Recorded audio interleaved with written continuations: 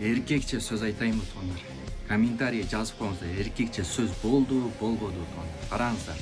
Кыргыз, қазақ, өзбек бир туған. Бөлүмөңүздөр.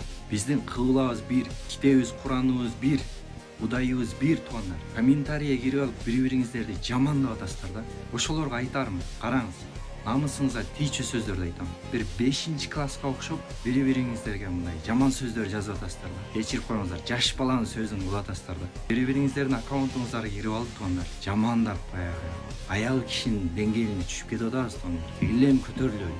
Жаныбызда Кытай машинанын ичинен дронду чыгарып туруп учуп кетип атат. Көрдүңүзбү үстө видеону? Жаныбыздагы эле Кытай тондар өнүгүп атат. Лазер менен даракты кесип атат. Көрдүңүзбү? Башка адамдар Кытай, орус, американец бизге күлүп атат да. Булар бири-бири менен мушташып алышып кырылып атат депчи. Караңыз, Кыргызстанда да казактар бар. Ырыскысын таап жеп жатышкан.